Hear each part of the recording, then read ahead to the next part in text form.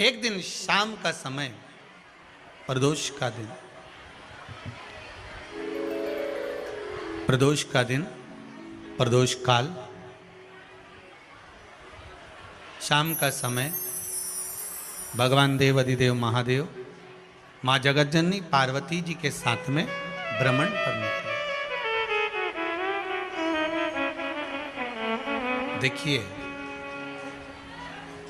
अगर प्रदोष का व्रत नहीं कर सकते, प्रदोष के दिन आप व्रत नहीं कर सकते, मान लो आपसे भूखा नहीं रहा जाए, प्रदोष का व्रत नहीं कर सकते, प्रदोष के दिन आप भूखे नहीं रह सकते, मंदिर भी नहीं जा सकते, दिया भी नहीं लगा सकते,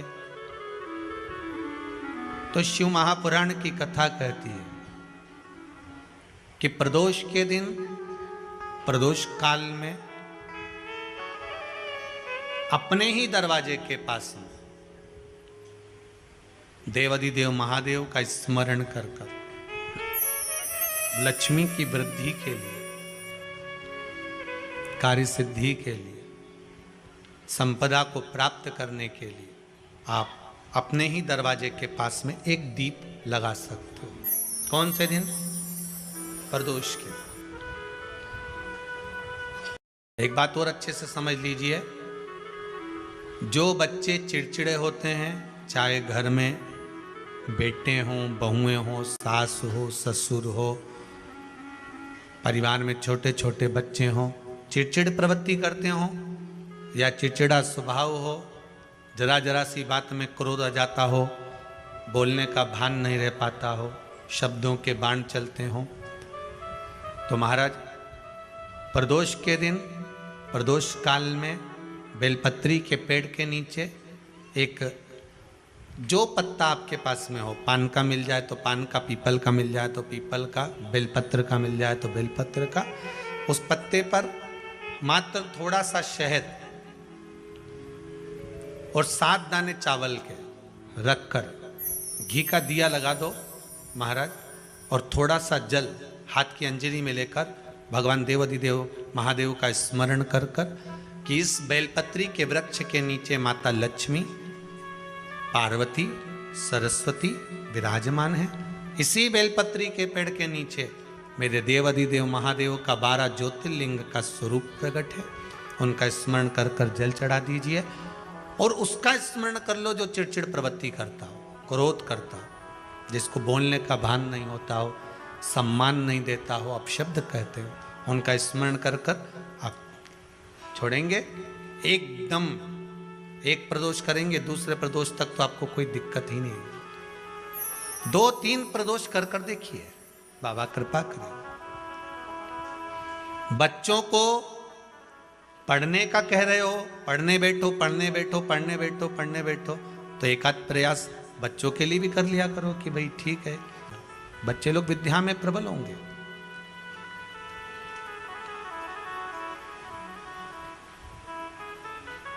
शिव उपासना का जो फल है वह 1000 गुना। पहले भी कथा में कहा, आज फिर कहते हैं,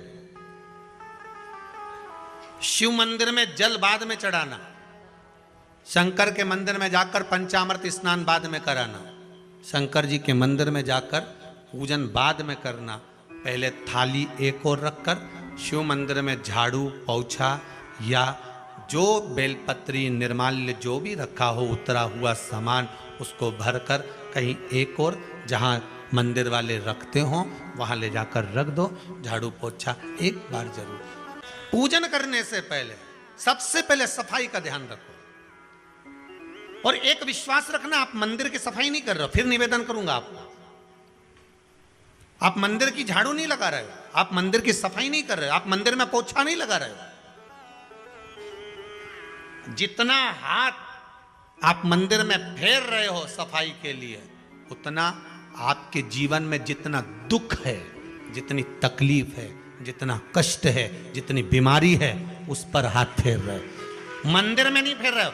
नहीं तो सारी दुनिया में जितने मंदिर हैं, सारे मंदिरों में ट्रस्टियों ने कुछ ना कुछ लगा के रखा है। स्वीपर आता है, साफ करके जाता है, ये आएगा सफाई कर कर जाएगा, पंडित जी होंगे तो बुआरी लगा देंगे, पंडित जी होंगे सफाई कर देंगे, उन्होंने तो पंडित जी को बोल के रखा कि साफ कर दो, पंडित जी करते भी हैं, पर पहला फर्ज आपका है कि आप मंदिर में आए हो तो पहले आप सफाई करो। क्यों? क्योंकि हम उसका द्वार साफ रखें। आज के समय में तो एक नियम हो गया साहब कि मंदिर में जाते हो तो मंदिर के दरवाजे पर चप्पल उतार के जाते हो, नहीं तो शास्त्र रीति तो ये कहती है कि मंदिर में भगवान सामने बैठा है तो उसके सामने चप्पल भी नहीं उतरना चाहिए। तो कई लोग कहते हैं मंदिर के अंदर थोड़ी ना उतार, हम तो जीने से भी बाहर, एकदम गेट के बाहर वहां उतार, पर सामने तो है ना, सम्मुख में तो है।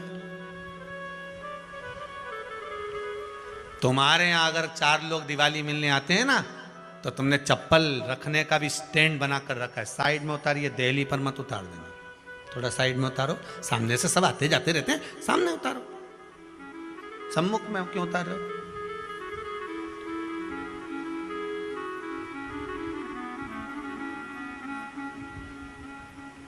थोड़ा द्वार पे से दूर उतारिए।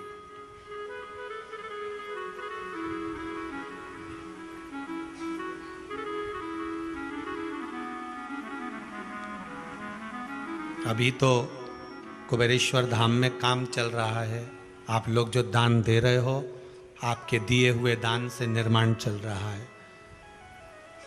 अभी तो आप पहनकर जूता चप्पल भी अंदर आ जाते हो, भले दूसरे मंदिरों में चप्पल पहनकर हमने देखा है, आधिकाधिक मंदिरों में, ब्रजभूमि पर भी बहुत मंदिरों में लोग अंदर जूता पहनकर चले जाते हैं, पर जब तक बाबा नहीं बैठा तब तक तो आप पहनकर आ रहे हो। जिस दिन बाबा कुबेरेश्वर धाम में आकर बैठ गया उसके बाद वो दोनों गेट पर चप्पल बाहर ही रहेगी। आओ आप, कंकर से शंकर जब शरीर से लगेगा तब सुख भोगोगे, आनंद भोगोगे, सुख की प्राप्ति। अपने द्वार पर भी कितना सुंदर लिखा है भविष्य पुराण के अंतर्गत, और विष्णु पुराण में भृगु बाबा का चरण का चिन्ह भगवान विष्णु की छाती पर रहा। भगवान विष्णु की छाती पर भृगु बाबा के चरण का चिन्ह रहा।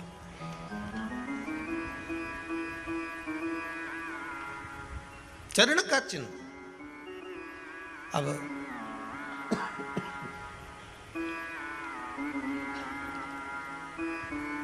भविष्य पुराण में लिखा है कि अगर हम मंदिर के द्वार पर घर के चौखट के एकदम सामने चप्पल उतार देते हैं 7 बार दिन भर में से, कितनी बार? 7 बार विष्णु पुराण कहती है ऐसा कोई दिन नहीं होता जिस दिन दरवाजे पर 7 बार लक्ष्मी आकर खड़ी नहीं होती हो। कल एक कथा कही थी आपको कि प्रत्येक मनुष्य के भाग्य में सुख लिखा है, केवल मंथन करना। भविष्य पुराण का।